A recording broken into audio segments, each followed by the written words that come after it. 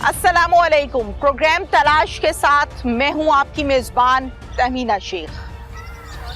आज की तलाश में हम ये बात जानने की कोशिश करेंगे कि सके भाई की शादी को अभी चंद ही माह गुजरे थे कि बेदर्दी के साथ उसको रावी रियान पहुंचाया गया और सके भाई की जानिब से पहुंचाया गया और ये डायरेक्शन दी गई कि जाओ मेरे लिए मोबाइल लेकर आओ।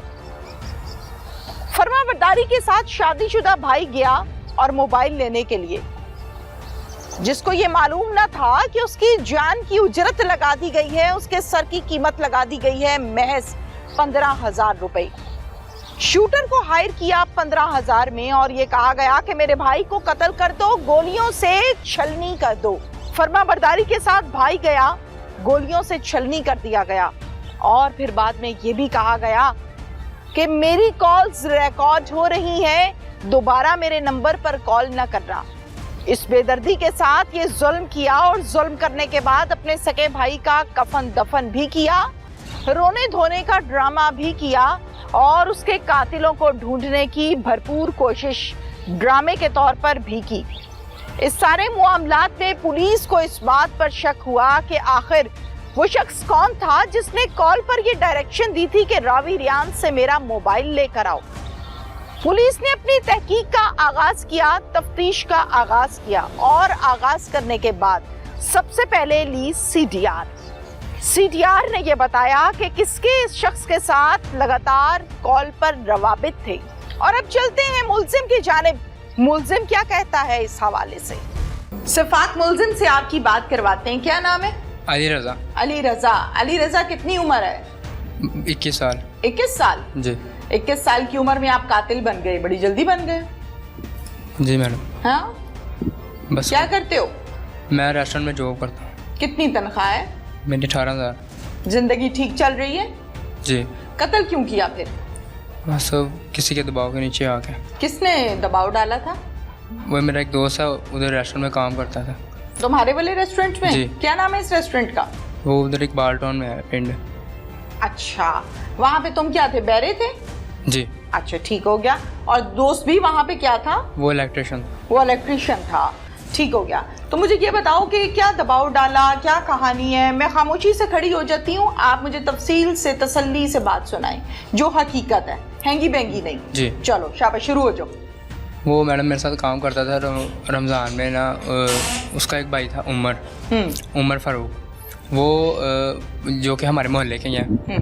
तो मुझे ना अली शेर जो है उसका नाम, जिसने ये कत्ल करवाया, उसने बोला कि मेरे ना एक मसला है। हम होटल में यहाँ पे लड़की लेके आए थे 6,000 पे।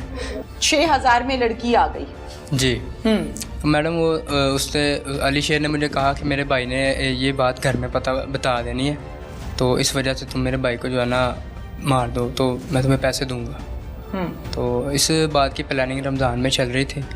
रमज़ान में 10वें रोज़े तकरीबन उसने मुझे कॉल की कि इस तरह मेरा भाई आता है शाम को 5 बजे अकेडमी से, तो तुम उसे लाइनों पे मार देना। तो सर मेरी नहीं मतलब हिम्मत हुई उसको मारने की, तो वो प्लान जो है ना काम हो गया रोज़ों का। रमज़ान जैसे गुजरा। तुमने क्या कहा? मैंने नहीं करना। ये मैंने इसे पैसे लिए थे। कितने? 15,000 रुपया कत्ल करने के? जी। उजरत? जी, पहले लिए थे। इंसानी जान की उजरत कितने में तय पाई? 15,000। 15,000 में। और पिस्टल वो दोस्त से लिया था। दोस्त से? किसका दोस्त? उसने लेके दिया था। कौन सा पिस्टल था? 30 बोर। 30 बोर। जी। चलानी किससे सीखी? बस वैसे ही फर्स्ट टाइम चलाई थी। फर्स्ट टाइम नहीं चलाई? फर्स्ट टाइम तो पिस्टल पकड़ी नहीं जाती, तुमने तो बंदा ही मार दिया। वो वैसे बस मेरा मतलब मैंने मारना नहीं था उसे, बस गलती से ऐसे वो पता नहीं कहाँ पे लग गई उसको। ठीक है। तो वो मर गया। तो मैडम रमज़ान के बाद इसने प्लान बनाया फिर एक मरतबा कि अगर तुम इसे नहीं मारोगे तो मैं तुम्हें मरवा दूंगा। तो मैंने जो है ना फिर उसके रमज़ान के बाद इसने प्लान बनाया कि मैं अपने भाई को इसको आपके पास भेजूँगा, तो आपने इसको लेके जाना है उधर, तो फिर मार के तो फिर आ जाना, आपको पैसे और दूंगा मैं। मैंने ठीक है। 29 तारीख को शाम 4 बजे इसने प्लान बनाया कि पहले इसने मुझे पिस्टल लेके दिया एक दिन पहले। तो इसने बोला कि मैं आज अपने भाई को तुम्हारे पास भेजूँगा, रावी रियान सीढ़ियों के नीचे खड़े हो जाना तुम। ब्लू कलर का मेरा सूट पहना था। इसका भाई ठीक 4 बजे मेरे पास आया। इसने बोला कि भाई अली शेर ने बोला है कि उधर जाके ना गांव है एक मन्नो के साइड पे, उस गांव से मोबाइल लेके आना है, तो तुम मेरे साथ चलो। ठीक है। वो आया मेरे पास 4 बजे, मैं उसके साथ बैठा बाइक पे, हम दोनों उधर चले गए गाँव में। ठीक है। वहाँ पे जाके तो हमारा तनाज़ा हुआ किसी बात पे। मैंने उसको बताया कि तुम्हारा भाई जो है ना तुम्हारी जान का दुश्मन है। तो आपने बताया? जी उसको। अच्छा। जो मरने वाला था लड़का उमर, तो उसको बोला कि उसको लगा ये कि मैं झूठ बोल रहा हूँ। इसी वक्त इसने कॉल की अली शेर ने, इसने पूछा कि भाई मार दिया या नहीं मारा। तो वो फिर वो मुझसे झगड़ा करने लगा उमर, तो झगड़े में मैंने फायर कर दिया उसी को जिसके पैसे पकड़े थे? नहीं उमर को। अच्छा, उमर टारगेट था हमारा, जो आपका टारगेट था, जाहिर है उसी के पैसे पकड़े ना। 15,000 रुपया उसको कत्ल करने के लिए तुमने लिया। शूटर हो? जी मैडम। आप शूटर हैं? जी पहली दफा ही कत्ल हुआ है। ये पहली दफा कत्ल किया है? हाँ जी मैडम। क्या सोचा था कि 15,000 लेके कत्ल कर दूंगा, पकड़ा नहीं जाऊंगा? मैंने वो मुझे पता था मैंने पकड़ा जाना कहीं ना। तो फिर क्यों कत्ल किया? बस वो ऐसे ही लालच में आ गया था। पता था तुम्हें कि पकड़े जाओगे? जी मैडम, कत्ल तो फिर नहीं छुपता कभी भी। ये पता था? जी मैडम। और फिर भी कत्ल कर दिया। कत्ल करके डेड बॉडी कहाँ फेंकी? वो उधर ही, उधर गांव के बाहर, वो पहली में जहाँ गए थे हम। अच्छा। वो वहीं पे रहा। कहाँ भागे हो फिर? वहाँ से फिर बाइक एक दोस्त के घर खड़ी की उसकी, उसका मोबाइल मैंने अपने पास लिया, सीधा गया इसके रेस्टोरेंट के बाहर, इसको कॉल की कि भाई मैंने मार दिया तो मुझे पैसे दो। इसने मुझे 2,000 रुपया दिया और मैं यहाँ से मामू के घर चला गया मानावाला में। ठीक है जी। उसके यानी इस शख्स ने तुम्हें पैसे दिए, तुम्हें बताया कि यहाँ से मेरे भाई ने गुजरना है, तुम इसको कत्ल करो, तुम्हें पिस्टल दी। मामला नहीं पूछा कि क्यों? बाद में पता चला मैं कि इसके भाई की शादी को 6 महीने हुए थे। अच्छा। तो इसका अपनी ही भाभी के साथ कोई चक्कर था, जिस वजह से इसने जो है ना अपने भाई को मरवा दिया। बाइक किसकी थी? उसके भाई की थी। डायरेक्शंस कौन देता था कि नंबर प्लेट उतार दो, फोन इधर कर दो, उधर कर दो? वो क्या डायरेक्शंस थी, बताना जरा। उसके बाद कुएं के बाद मेरा हफ्ते 6-7 दिन बाद इससे मेरा राब्ता हुआ। तो इसने मुझसे सारी बातें मैंने कॉल पर रिकॉर्ड की, जो यहाँ जमा करवाई है। ठीक है। इसने मुझे बोला कि बाइक की नंबर प्लेट्स भी उतार दें, आप मुझे अपना नंबर दो, मैं तुम्हें और पैसे दूंगा, तुम कहीं दूर भाग जाओ। तो इस तरह जो है ना फिर इसकी सारी बातें मेरे पास रिकॉर्ड है मोबाइल में। तो ये कैसे जहन में आया कि अब मैं रिकॉर्डिंग कर लूँ, कहीं ये ना बदल जाए? वो पहले मैंने रिकॉर्ड कर ली थी, ऑलरेडी करनी थी जी। ये एक बात रिकॉर्ड की थी। मतलब ये सारा एक फिल्मी ड्रामा है कि तुम्हें ये भी पता है कि मैं पकड़ा जाऊंगा, तुम फिर भी कत्ल कर रहे हो, और 15,000 रुपए की क्या वक़्त है इंसानी जान के आगे, फिर वो लेकर कत्ल कर रहे हो, फिर रिकॉर्डिंग्स भी कर रहे हो सारी उसकी बातों की। ये क्या मतलब सीन क्या है? एक ही कॉल की रिकॉर्डिंग की थी उसकी। ठीक है। उसने मुझे, जिसमें उसने मुझे बोला कि पुलिस, तो वो तो कहता है कि मैंने नहीं कत्ल कराया, इसने खुद किया। उसने मुझे बताया कि पुलिस तुम्हारे पीछे है। हाँ। ठीक है, तुम्हारी कॉल भी ट्रेस हो रही है, तुम अपना नंबर बंद कर दो। अच्छा। ये मोबाइल भी ट्रेस हो रहा है। अच्छा। उसके बाद हमारी सारी, उसने बोला मेरे सारी फैमिली के नंबर ट्रेस हो रहे हैं, तो तुम्हें पैसे भेजूंगा तो तुम कहीं दूर चले जाना। तो उसके बाद फिर मेरा राब्ता नहीं हुआ इससे। तो उसके तकरीबन ये परसों वो पुलिस हमारे रेस्टोरेंट में गई इधर लाहौर। उम्र कितनी बताइए अपनी? 21 साल। 21 साल। लंबी जिंदगी, जाहिर है ख्वाब से जाए होंगे जिंदगी गुजारने के लिए। वालिदैन हैं तुम्हारे? जी हाँ। हैं। बहन भाई भी हैं? जी हाँ। वो लंबे ख्वाब, वो लंबी प्लानिंग, वो सब कहाँ गई? ठप हो गई? जी मैडम। अब आपको पता है आपका ठिकाना क्या है? जी मैडम। क्या है? जेल। जेल है। क्या हुआ जिंदगी के साथ और तुम्हारे साथ? बस मैडम अनजाने में गलती हो गई। हाँ। तो उसका मुझे बहुत पछतावा है इस बात का। मुझे ऐसा नहीं करना चाहिए था। तो अब जिंदगी जेल में गुजरेगी?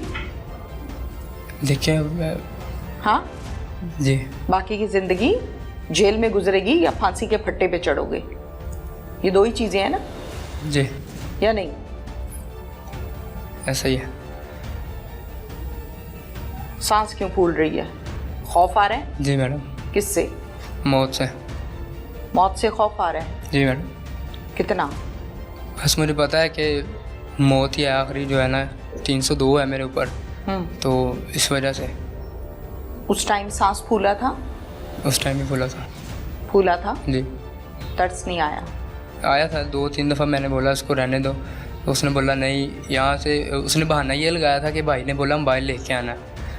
उम्र। अब उस बारे में क्या कहना चाहती हो? उस दोस्त के बारे में क्या कहना चाहती हो जिसने तुम्हें यहाँ पहुँचा दिया? ये कैसी दोस्ती थी? वो भी मेरे साथ ही है। तो दोस्त ने अच्छा नहीं किया, उसने अपनी भाभी के पीछे जो है ना अपने भाई को मरवा दिया। दोस्ती कैसी निभाई उसने? एक तरफ भाई मरवाया, एक तरफ दोस्त को फांसी के फट्टे पे चढ़ाने की पूरी तैयारी की। कैसी दोस्ती निभाई तुमसे उसने? प्लानिंग सारी उसकी थी, तो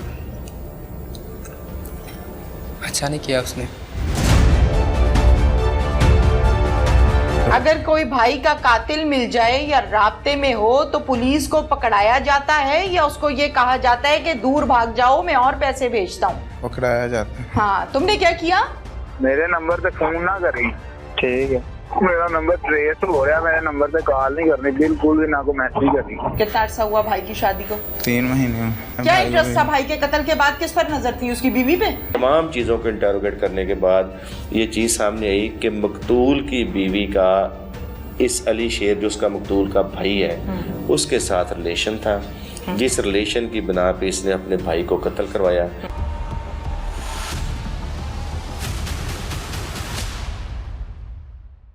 क्या नाम है? अली शेर। अली शेर। अली शेर, ऊंची आवाज में बात करो। कितनी उम्र है? 20 साल। 20 साल। क्या करते हो? इलेक्ट्रिशियन का काम करता। भाई को कत्ल क्यों करवाया? भाई को कत्ल क्यों करवाया? मैंने नहीं करवाया भाई को कत्ल। आपने नहीं करवाया? नहीं। मोबाइल लेने गया मेरे भाई के साथ दूसरा लड़का। कौन मोबाइल लेने गया? ये हमारे गांव का ये लड़का। अच्छा, तुम्हारा भाई कहाँ गया? इसके साथ मोबाइल लेने गया, ये कहता था बंदा कोई आ गया वो मोबाइल बेच रहा है, अच्छा, उससे लेके देगा। अच्छा, फिर इसने जाके उधर उसको मार दिया। अच्छा, तुम्हारा कोई किरदार नहीं है? मैंने अपने भाई को भेजा था इसके साथ मोबाइल लेने, मेरा मोबाइल गुम गया। कातिल के साथ? हाँ जी। ये कहाँ से मिला तुम्हें? ये हमारे गांव का ही है। और क्या, और इसके अलावा दोस्ती भी है? नहीं। नौकरी भी इकट्ठी करते हो? पहले की है, 4-5 साल पहले इकट्ठे की है। हाँ जी। जानती हो एक दूसरे को? हाँ जी। ठीक हो गया। इसको तुमने भेजा अपने भाई के साथ के मोबाइल लेकर आओ। हाँ जी। क्या वजह है? डायरेक्शन सारी तुम्हारी चल रही है पीछे। मौके पे भाई जाता है तो कत्ल हो जाता है। हाँ जी, मेरे भाई के पास पैसे थे मोबाइल के, मैंने लेने भेजे। अच्छा। मेरा मोबाइल लाहौर में गिर गया था। अच्छा। मैंने और भी 2 भाई को क्या कहा था? मैंने बोला ये लड़का है, ये मोबाइल लेके देगा, ये कहता है बंदा आगे उसके पास मोबाइल है लेके दूंगा, तो पैसे ले जा इसके साथ और मोबाइल ले आई। ठीक है, फिर वो इसको मैंने बुलाया, मैं कह रहा अभी आन जा, मेरा भैया आ रहा है, तो उसके साथ जाके मोबाइल ले आई। तो ये बाद में गया तो उधर जाके इसने उसको मार दिया। अच्छा। उससे पैसे वगैरह ले गए सारा कुछ। अच्छा। मोटरसाइकिल भी और बाकी। पुलिस को तुमने बताया? उस वक्त नहीं क्यों? बताया। क्या वजह थी? दिल में चोर था? भाई कत्ल हो जाए तो पुलिस को बताया जाता है या छुपाया जाता है? बताया जाता है। हाँ, ऊंची। बताया जाता है। बताया जाता है। तो बताया क्यों? क्यों नहीं बताया? दिल में चोर था? दिल में चोर था? डर गया था मैं। जी? डर गया था मैं। डर गए थे तुम? भाई कत्ल कराते हुए नहीं तुम्हें डर लगा? कत्ल नहीं करवाया। कितने पैसे तय किए थे भाई के कत्ल के? ये 15,000 मोबाइल का लेके गया बस। वो अच्छा, मोबाइल 15,000 में कौन सा आ रहा था? यही कह रहा था ओप्पो का है कोई, वो लेके देगा। सारा कुछ यही कर देता है, तुम्हें कुछ नहीं पता होता। तुम्हें ये भी नहीं पता कि भाई मर गया है तो पुलिस को बता दूं मैं फोन करके 15 पे? रात पता चला है जब मेरे घर वालों ने कॉल की है एक्सीडेंट का। अच्छा। उस वक्त मुझे पता चला अगर मेरे भाई को मारा है तो इसी ने मारा होगा। अच्छा। ये नहीं है। अच्छा। उसके बाद ये मिला भी नहीं है 1-2। अगर कोई भाई का कातिल मिल जाए या राब्ते में हो तो पुलिस को पकड़ाया जाता है या उसको ये कहा जाता है कि दूर भाग जाओ, मैं और पैसे भेजता हूँ?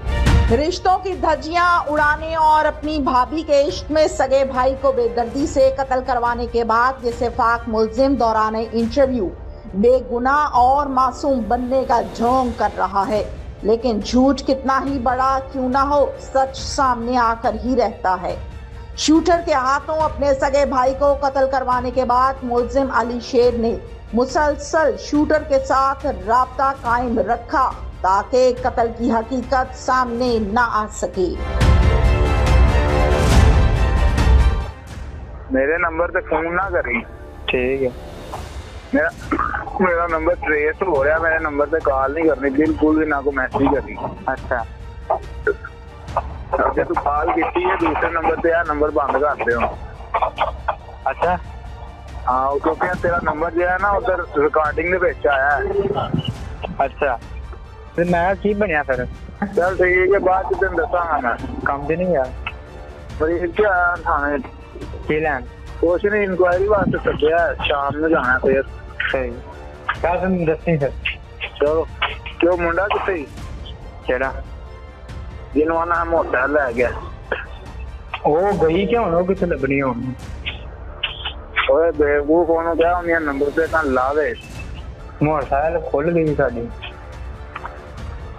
ਕਿਉਂਕਿ ਉਹ ਮੋਟਰਸਾਈਕਲ ਦੇ ਪਰਚਾ ਹੋਇਆ ਹੈ ਤੇ ਉਹ ਮੋਟਰਸਾਈਕਲ ਦੇ ਨੰਬਰ ਪਲੇਟ ਤੇ ਵੀ ਵੇਖ ਲਈ ਨਾ।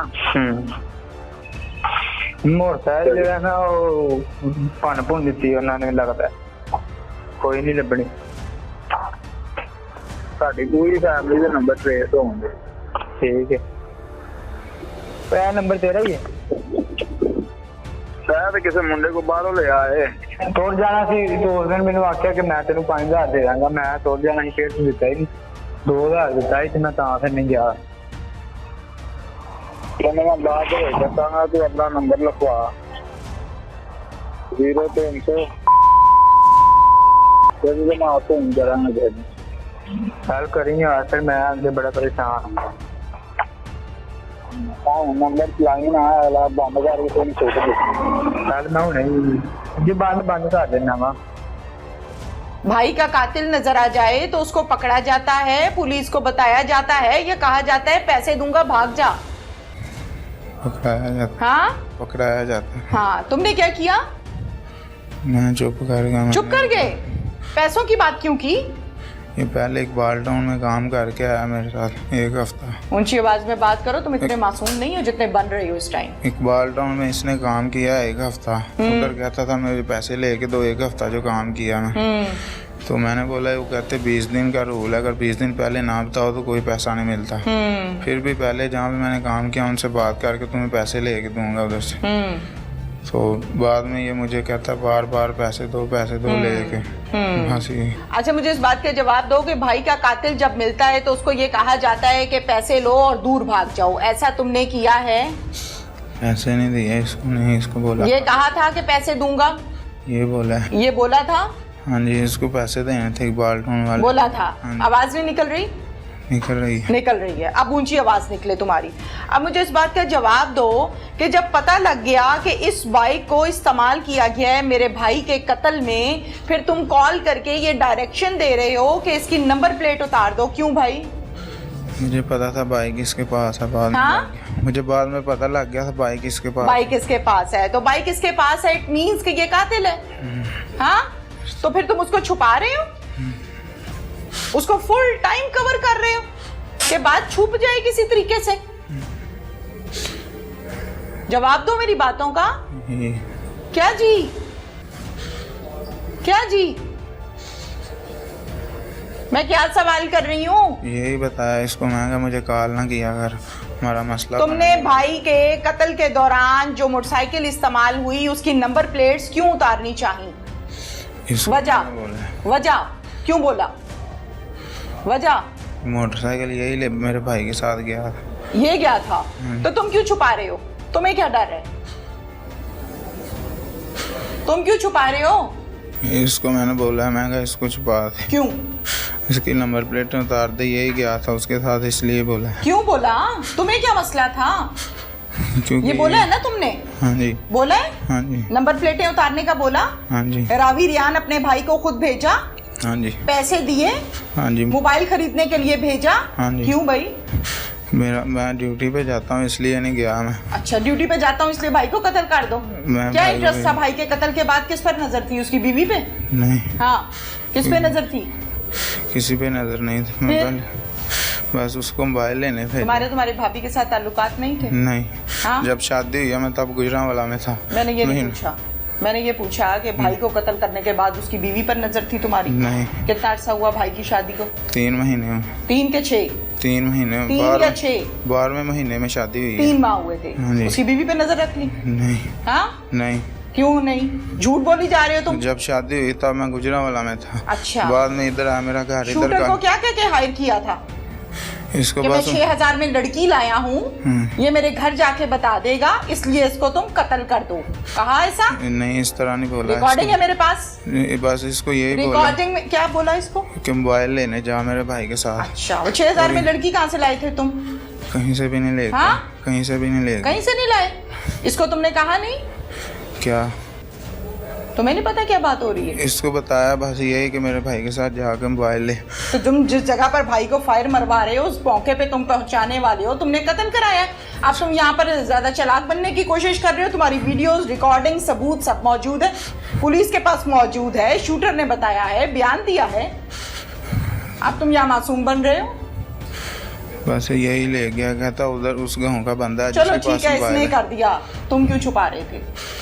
मैं डर गया था क्योंकि ये हमारे गाँव का है, इसलिए। डर गया था क्यों? मतलब भाई कत्ल हो गया, डर गए थे तो पुलिस को बताना था, अल्लाह के बंदे। तुम तो छुपा रहे हो क्योंकि कातिल हो तुम। मैंने बोला ये मुझे भी ना मार दे। किसे? मुझे। अच्छा, क्योंकि यही मोबाइल लेने गया है मेरे भाई के साथ, मुझे ही पता कौन सी सिर्फ फिल्म ये। देखी है और किस फिल्म की कहानी सुना रहे हो मुझे? क्योंकि इसके बाद मुझे ही पता है कि ये मेरे भाई के साथ गया है, अच्छा, और किसी को नहीं पता कि ये मेरे भाई के साथ मोबाइल। पुलिस इस हवाले से क्या कहती है, शवाहिद क्या कहते हैं, वो भी आपके सामने रखिए। वली पाशा साहब हमारे साथ इस टाइम मौजूद हैं। इस केस को न सिर्फ देखा, एक डेड बॉडी जो सड़क पर पड़ी हुई मिली, ब्लाइंड मर्डर कैसे ट्रेस हुआ, क्या कहानी है, ये हम डिटेल्स जानते हैं वली पाशा साहब से। अस्सलाम वालेकुम जी। जी वालेकुम अस्सलाम। पाशा साहब, डेड बॉडी कहाँ पर पड़ी हुई थी और कॉल हुई कि क्या यहाँ पर एक डेड बॉडी पड़ी है, वहाँ से स्टार्ट लें। बिस्मिल्लाहिर्रहमानिर्रहीम। ये रख बोली गाँव है, हमारे इधर थाना सिटी के अंदर आता है। ये हमारा बाउंड्री पे गाँव है, तो वहाँ कच्चा रास्ता खेतों के पास, तो वहाँ पे एक डेड बॉडी पड़ी हुई थी, नौजवान लड़के की डेड बॉडी थी। तो 15 पे कॉल होती है, मैं मेरे इंचार्ज इन्वेस्टिगेशन अपनी टीम के साथ हम रिस्पांस करते हैं। वहाँ पे जब जाके देखते हैं तो लोग बताते हैं कि इस डेड बॉडी के पास कुछ जंगली जानवर खड़े थे, तो पॉसिबल है कि इसको जंगली जानवरों ने मार दिया हो। अच्छा, लेकिन चूंकि वो मर्डर केसेस होते हैं, 302 का मैटर था, अभी कि ये कंफर्म नहीं था, श्योर नहीं था कि इसको वाकई जंगली जानवरों ने मारा है। ठीक है। हमने PFSA टीम का वेट किया। जब PFSA टीम पहुंची, क्राइम सीन वाली टीम पहुंच गई, तो उन्होंने जब देखा तो डेड बॉडी को जानवरों की वो जो होती है नोच वगैरह नहीं थी, खराशें नहीं थी, इसको एक्चुअली फायर लगा हुआ था। ठीक है। नौजवान लड़का था, वो चप्पल पहनी हुई थी, ट्राउज़र शर्ट पहना हुआ था। तो जब ये नामालूम डेड बॉडी थी, इसका पता भी नहीं था ये कौन है, इसकी जेब में से भी कोई चीज़ ना निकली, तो बड़ा मुश्किल था, बड़ा ट्रबल सा भी सिचुएशन सी क्रिएट हो गई। लेकिन हमने डेड बॉडी को उठाया, पूरी जो लवाजमात थे, जो टेक्निकलिटीज़ थी, उसके बाद हमने डेड बॉडी को डेड हाउस ट्रांसफ़र किया, पोस्टमार्टम हुआ इसका। तो उसके बाद इसके हमने मोबाइल की CDR ली। ठीक है। तो CDR से पता चला कि ये इसका ना नहीं, और एक्चुअली जब डेड हाउस इसका पोस्टमार्टम हो रहा था तो वहाँ पर इसके वर्सा आ गए। ठीक हो गया। इसकी फैमिली आ गई। ठीक हो गया। उसकी फैमिली में इसका भाई भी शामिल था जो इस कत्ल में शामिल था। ठीक है। तो मैंने इसके भाई से क्वेश्चन किया कि आप किसी को जानते हैं जिसके साथ आपका भाई आया था, जिसके साथ आपने इसको भेजा हो, कोई क्लियो हमें बताएं जी। मोहल्ले में किसके साथ ये घूमता फिरता था, इसके रिलेशंस किसके साथ क्या थे, कोई हमें कोई ऐसा इशारा दे जिस पे हम डायरेक्शन पे काम करें। ठीक हो गया। तो इसने बिल्कुल लाइल्मी का इजहार किया जैसे इसको पता ही नहीं है। ठीक है। लेकिन मुझे तभी इस पे थोड़ा सा शक होने लगा, क्योंकि इसका जो भाई जो इसकी वालदा थी वो रो के निढाल हो रही थी, इसके वालिद बार बार बेहोश रह रहे थे, लेकिन मतलब ये कीप क्वाइट, खामोशी से खड़ा था और हालात का जायजा ले रहा था। ओके। ये हालात का जायजा ले रहा था, मैं इसका जायजा ले रहा था। ठीक है। मैंने और एक अच्छा पुलिस ऑफिसर वही होता है।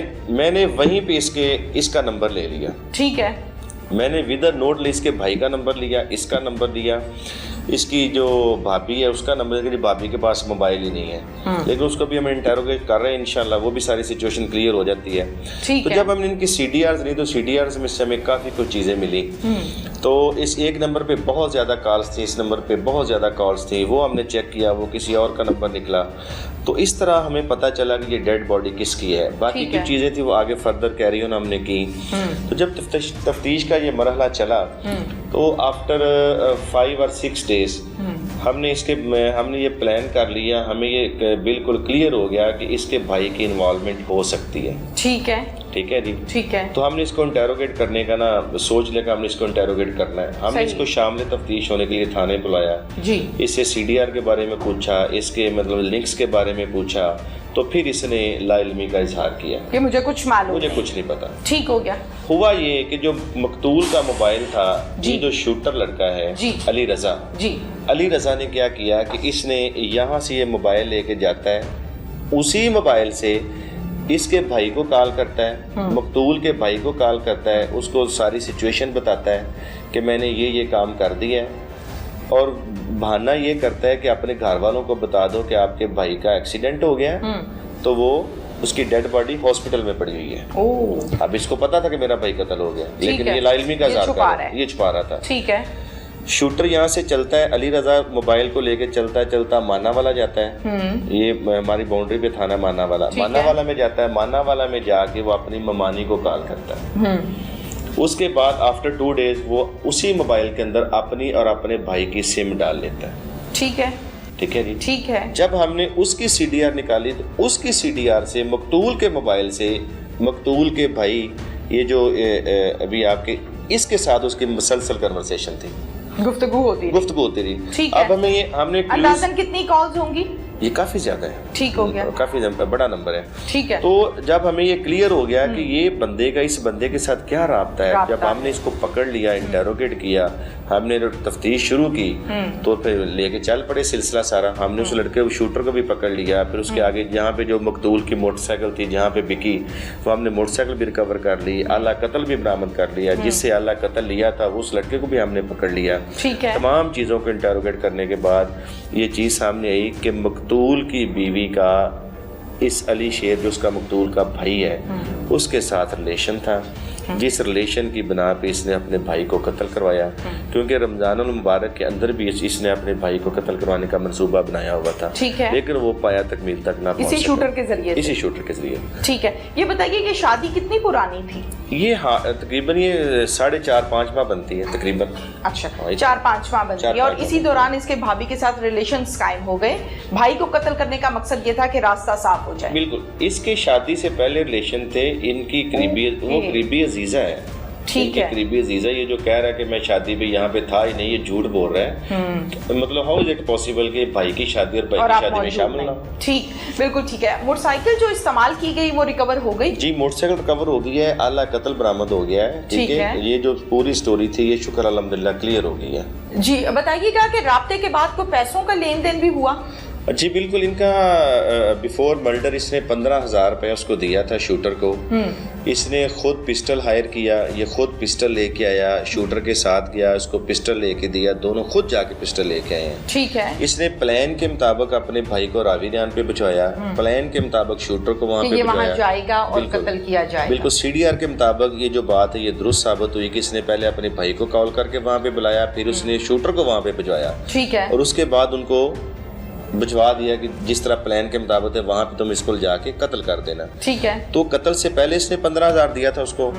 जब वो कत्ल करके आता है सीधा इसके पास आता है, इससे फिर 2,000 रुपया लेके जाता है। ठीक है। इसको मुसलसल तमाम स्टोरी का पता था, इसको मुसलसल तमाम हकायक का पता था, लेकिन इसने पुलिस से बिल्कुल खामोशी इख्तियार की, पुलिस को टच नहीं किया और ना इसने बुलाया है। होता क्या है कि आफ्टर 5 और 6 डेज ये खुद कॉल करता है अली रजा शूटर को। ठीक है। उसको कहता है कि पुलिस को सारी स्टोरी का लगता है कि पता चल गया, तुम जो मोटरसाइकिल है इसकी नंबर प्लेटें कहीं फेंक दो, उनको गायब कर दो। ठीक हो गया जी।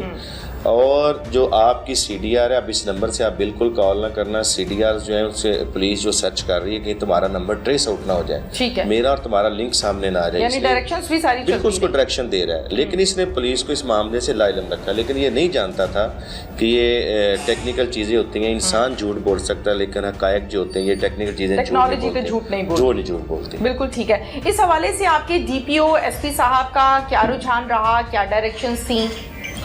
जी, उसमें जो है डीपीओ शेखुपुरा जनाब ज़ाहिर नवाज मरवा साहब ने स्पेशली हमारे साथ बहुत ज़्यादा कोऑपरेट किया इस केस के हवाले से। ठीक है। उन्होंने एसपी इन्वेस्टिगेशन राना गुलाम बास साहब हमारे बड़े कोऑपरेटिव हैं, उनकी ड्यूटी लगाई। डीएसपी सर्कल मियां रियाज साहब, उनकी ड्यूटी लगाई। इनकी निगरानी में हमने दिन रात काम किया और शुक्र अल्हम्दुलिल्लाह अभी देखें ये मुलज़म हथकड़ियों में है। तमाम स्टोरी क्लियर है, आपके सामने है। इंशाल्लाह इनको इनके अंजाम तक पहुँचाएंगे। इनका जो गुनाह है कोशिश करेंगे इससे भी बड़ी इनको सज़ा मिले। Thank you.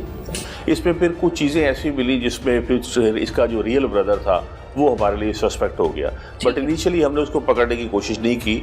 उसे हमने थोड़ा इजी इसलिए किया कि हम पहले एविडेंसेस कलेक्ट कर लें टोटली। और पुलिस के लिए ये बड़ा मसला होता है कि भाई या फैमिली में से कोई मर्डर हुआ हो और उसी के फैमिली मेंबर को इन्वेस्टिगेट किया जाए या उठा लिया जाए तो वो बड़ा एक सवालिया निशान पैदा हो जाता है। ऐसी खबरें भी गर्दिश कर रही हैं इस केस से रिलेटेड के शादी होने से पहले ये दोनों आपस में इन्वॉल्व थे और शादी हो गई दूसरे भाई से। कातिल को ये रंज भी था। आपकी इन्वेस्टिगेशन में ऐसी मामलात सामने आए हैं?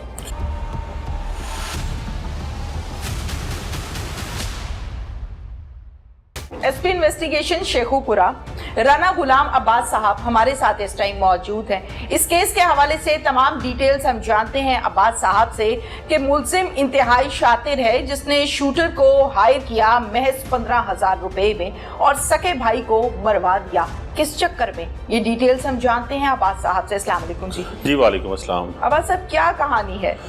कहानी ये है कि इनिशियली तो ये टोटली ब्लाइंड मामला था। इसमें एक डेड बॉडी ही मिली थी पुलिस को और इसके अलावा कुछ भी नहीं था। सिर्फ ये पता था कि ये लड़का है जो 5 साल है और इसका मर्डर हो गया है। ओके। क्लूलेस मर्डर था, नो डिटेल्स। इस पे फिर दिन और रात पूरी टीम ने बड़ी एफर्ट की जो इंटेलिजेंस बेस्ड वहाँ से लोकल इन्फॉर्मेशन गैदर हो सकती थी। इसमें फिर कुछ चीज़ें ऐसी मिली जिसमें फिर इसका जो रियल ब्रदर था वो हमारे लिए सस्पेक्ट हो गया, बट इनिशियली हमने उसको पकड़ने की कोशिश नहीं की। उसे हमने थोड़ा इजी इसलिए किया कि हम पहले एविडेंसेस कलेक्ट कर लें टोटली। और पुलिस के लिए ये बड़ा मसला होता है कि भाई या फैमिली में से कोई मर्डर हुआ हो और उसी के फैमिली मेंबर को इन्वेस्टिगेट किया जाए या उठा लिया जाए तो वो बड़ा एक सवालिया निशान पैदा हो जाता है। जी डेफिनेटली, क्योंकि उस वक्त उनकी कंडीशन ऐसी होती है कि अगर वो इन्वॉल्व ना निकले तो फिर उसमें पुलिस के लिए मुश्किल हो जाता है। तो जब हमें बिल्कुल इस चीज़ का यकीन हो गया और कुछ ऐसी एविडेंसेस पुलिस के हाथ लग गई, कुछ ऐसी बातें हमारे सामने आ गई जो इन्होंने कंफर्म कर दिया हमें, फिर हमने इसको जो है वो ज़ेर हिरासत लिया। और उसके बाद जब फर्दर इसको इन्वेस्टिगेट किया तो उसमें मज़ीद चीज़ें जो अनफोल्ड हुई वो ये हुई कि इसने अपने साथ एक अपने दोस्त को मिलाया जो इसका जानने वाला था और वहीं करीबी एरिया का रहने वाला था और उसे एज शूटर इसने इंगेज किया। उसे इसने बड़ी मामूली रकम दी, बिल्कुल 15-20 हज़ार रुपये में उसने उसके साथ बातचीत की और अपने सगे भाई को कत्ल करवाया। ठीक है। इसके पीछे जो स्टोरी बाद में क्लियर हुई वो असल में तो इनकी फैमिली से रिलेटेड थी, क्योंकि मरने वाले की जो बीवी है वो दोनों की ही कज़न लगती थी। रिश्तेदारों में उसकी शादी हुई थी मरने वाले की, और वो जो उसकी बीवी थी उसके कुछ ताल्लुकात, कुछ मुनासिब इसके साथ, जो मारने वाला लड़का है इसके साथ मुनासिब नहीं थे के साथ, यानी देवर के साथ। जी, देवर के साथ। उस वजह से फिर उसने अपने ही सगे भाई को इस मामले में साइडलाइन करने के लिए, हटाने के लिए ये स्टेप उठाया उसने। बिल्कुल ठीक है। अब्बास साहब ये बताइएगा कि हम जब भी किसी मर्डर को डिटेल के साथ पढ़ते हैं, आप लोगों की इन्वेस्टिगेशंस और तमाम प्रेस रिलीज को जब रीड किया जाता है तो उसमें से एक मॉरल डेवलप होता है। इस केस को जब हम देखते हैं, मॉरल को देखते हैं, कंटेंट को देखते हैं, तो समझ में ये आता है कि उसकी बीवी के साथ शायद इसके कोई इंटरेस्ट थे और इस किस्म के मामलात, नाजायज मरासिम कायम थे। शादी को भी चंद माह हुए थे, 3 से 6 माह लगभग का टाइम हुआ। ऐसी खबरें भी गर्दिश कर रही हैं इस केस से रिलेटेड के शादी होने से पहले ये दोनों आपस में इन्वॉल्व थे और शादी हो गई दूसरे भाई से। कातिल को ये रंज भी था। आपकी इन्वेस्टिगेशन में ऐसी मामलात सामने आए हैं? जी, सामने आए हैं और बिल्कुल ऐसा ही है। 4 से 5 माह शादी को हुए हैं और ये भी बात ठीक है कि शादी से पहले ही ये इंटरेस्टेड थे एक दूसरे में, और वो किस हद तक थे उसकी तो डिटेल्स नहीं है, लेकिन ये कि इनके बहरहाल आपस में रवाबत थे और उसे यकीनन इस चीज़ का जब रंज था कि वो भाई के साथ उसकी शादी हो गई है तो उसने फिर एक ऐसा ये स्टेप उठाया। बट ये जो आपने पहली बात की है उसमें तो ये हमारा जो माशरती जवाल है और जो कंडीशंस हैं या जो हमारी सूरत हाल है इस वक्त कि देखें, ये बड़ा मुकद्दस रिश्ता होता है। इसमें बहुत करीबी और बड़े एहतराम वाला रिश्ता है ये। इवन इन रिश्तों में आके हमें ऐसी चीज़ें देखने को मिल रही हैं। तो इसमें देखा जाए तो सभी जिम्मेदार हैं, उसकी फैमिली, उसके पेरेंट्स, इवन जो मुआशरा है कि उनकी तरबियत किस अंदाज में हुई, किस माहौल में उनका ब्रॉटअप हुआ और वो जिसकी वजह से यहाँ तक मामला पहुँचा। बिल्कुल ठीक है। समटाइम तो इस किस्म के जो केसेस होते हैं उसको बयान करना या अल्फाज के इस्तेमाल के चुनाव में मैं पर्सनली बड़ी अपसेट हो रही होती हूँ कि इस पर कौन सा लफ्ज़ इस्तेमाल किया जाए, क्या बयान किया जाए या ना किया जाए, लेकिन चूंकि हकायक को सामने रखना होता है। अब बात साहब ये बताइएगा कि जब हम भाई की बात करते हैं, मुलजिम की बात करते हैं, तो क्लियरली वो ये कह रहे हैं कि मैं इस मर्डर में इन्वॉल्व नहीं हूँ, जबकि ऑडियो जो पुलिस ने भी हासिल की, हमने भी सुनी और प्रोग्राम में हमने अपने नाजरीन को सुनाई भी, उसके मुताबिक क्लियरली ये बात समझ में आती है कि ही इज इन्वॉल्व्ड। तो आप क्या कहते हैं इस हवाले से? इसमें देखिए हमारे पास मल्टीपल एविडेंसेस हैं। एक तो वही जिसका आपने जिक्र किया कि जैसे आपने वो अपने प्रोग्राम में लोगों ने सुना कि इसने टेलीफोनिक कॉन्वर्सेशन की क्या थी। इसके अलावा जो हमने जो अपनी इसमें आईटी रिलेटेड काम किए वो ये किए कि इन दोनों का उस मर्डर से पहले, उस मर्डर के बाद किस तरह से रब्ता रहा, उस मर्डर करने वाले का किस तरह से इसको साथ ले जाना साबित हुआ, उसकी जो लोकेशंस थी, कैसे वो घर से लेके गया और जिस जगह से डेड बॉडी मिली एग्जैक्टली उसी जगह के ऊपर इसके जो दोस्त की लोकेशन क्लियर हुई। इसके अलावा फिर इसके दोस्त ने जो जब इकबाल जुर्म किया तो उसने भी ये क्लियर कर दिया कि ये मैंने इससे पैसे लिए, और उसके बाद जो उसमें चीज़ें थी, जो मोटरसाइकिल इस्तेमाल हुई, जो वेपन यूज़ हुआ, वो भी सारी चीज़ें रिकवर इसमें हुई। बिल्कुल ठीक है। अब्बास साहब ये ज़रा थोड़ा सा क्लियरली हमारे नाज़रीन को मैसेज दीजिएगा। हज़ारों लाखों केसेस आपके हाथ में आए, इन्वेस्टिगेट किया और कैफरे किरदार तक उनको पहुंचाने में आपने अपनी तरफ से 100% आउटपुट दिया। आप क्या समझते हैं कि हमारे यहाँ ये सोचा जा रहा है और प्रोग्राम्स और कॉन्सेप्ट्स और ख़बरें ये बता रही हैं कि बड़े आराम से 10-15 हज़ार में शूटर हायर होता है, खुदा न खास्ता कत्ल करवाते हैं, मास्टरमाइंड मज़े से बैठ के गेम खेल रहा होता है, शूटर बेचारा अंदर होता है। बेचारा तो नहीं कह सकते, कत्ल उसने भी किया, लेकिन ज़्यादातर ये देखा जाता है कि मास्टरमाइंड जो है वो धनधनाते फिर रहे होते हैं और उसके बाद एक नेक्स्ट क्राइम की तैयारी की जा रही होती है। आप पुलिस ऑफिसर हैं, माशाल्लाह से एसपी इन्वेस्टिगेशन की बड़ी भारी जिम्मेदारियां होती हैं और शेखुपुरा के मामलात को आप बड़े अच्छे अंदाज में देख रहे हैं। आप क्या समझते हैं कि ये ऐसे केसेस में क्या होना चाहिए, या मास्टरमाइंड जो है वो कॉन्सेप्ट गलत है कि उसको कुछ नहीं होगा?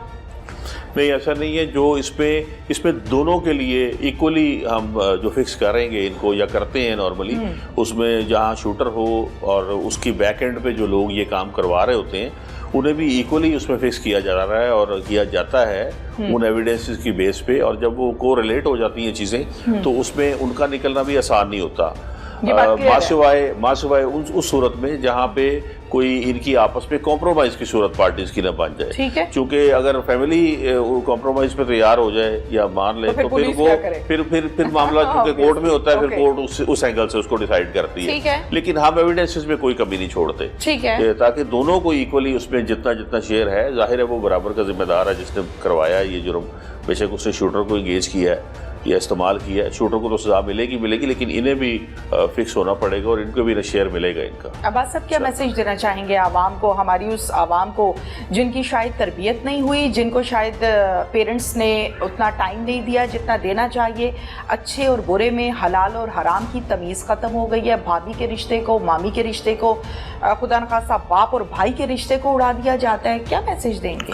मैसेज यही है कि ये इब्तदाई तरबियत तो जी हमारे घरों से है। जो हमें चाहिए कि जो हमारी जो अभी जो जनरेशन है जिनका ब्रॉटअप हो रहा है, जो भी जाहिर है इस उम्र के इस हिस्से में है कि उन्हें ज़रूरत है, चूँकि अब पहले वाली सिचुएशंस नहीं है, पहले वाले हालात नहीं हैं, तो अभी जो मौजूदा माशरे की सूरत हाल है उसमें बहुत ज़्यादा जिम्मेदारी है पेरेंट्स के ऊपर। फर्स्ट ऑफ ऑल कि वो अपने बच्चों के ऊपर एक बड़ी क्लोज आई रखें, मुकम्मल निगरानी रखें उनकी। सेकेंडली जो हमारे टीचर्स हैं, हमारे स्कूल्स में किस किस्म की उनकी कंपनीज़ हैं, क्योंकि अब ये भी इस तरह के भी मामला सामने आ रहे हैं कि जो दोस्त हैं वो आपस में जो है वो कोई प्लानिंग इस किस्म की करते हैं कि बाद में वो कोई जुर्म का irtikab करें या किसी बुरी जो है उस पर कम्युनिटी में या बुरी एक सोसाइटी में बैठ जाएँ। तो इक्वली पेरेंट्स की, उस्तादों की और एज आप कह लें कि as a society overall society के तमाम तबकात की इक्वल जिम्मेदारी है कि जो हमारी वो जनरेशन जो अभी जिन्होंने आगे आके सारे मामला संभालने हैं, जिनका ब्रॉटअप हो रहा है, जो स्कूल गोइंग हैं, जो कॉलेज गोइंग हैं, जो अभी इतने मैच्योर नहीं है बच्चे या बच्चियाँ, उन सबको करें और ये जो रिश्ते हैं उनका तकद्दुस, उनका एहतराम इन्हें समझाया जाए। और ये हर जगह नहीं है, हमारे माशरे में बड़े अच्छी चीज़ें भी सामने आती हैं। ये चंद मिसालें हैं, लेकिन ये कि अगर कोशिश की जाए तो इसमें भी कमी की जा सकती है। बिल्कुल ठीक है। अब्बास साहब, लास्ट क्वेश्चन मेरा आज के प्रोग्राम में, और उन तमाम वालिदैन के लिए जो ज़बरदस्ती अपने बच्चों की शादियां अपनी मर्जी से कर देते हैं और खुदा न खास्ता साल या 2 साल के बाद हम एक अनहोना वाक़या सुनते हैं, टीवी पर खबर सुनते हैं, या तो कत्ल हो गया या कत्ल करवा दिया गया। और आज का हमारा प्रोग्राम भी इसी पर मुनहसर है, जो हमने सारी स्टोरी अपने आवाम को दिखाई। अगर इन दोनों की अंडरस्टैंडिंग शादी से पहले थी तो वालिदैन को 2 मिनट के लिए बैठ के ये सोचना चाहिए था कि जिसने ज़िंदगी गुजारनी है उसकी मर्जी ज़रूरी नहीं है, हमारी ज़रूरी है। और 6 माह के बाद आप देखें क्या कहानी सामने आई है। क्या मैसेज देंगे पेरेंट्स को? जी, ये इस मामले में तो मैं यकीन यही कहूँगा कि उनकी रजामंदी लेना बच्चों की बहुत ज़रूरी है।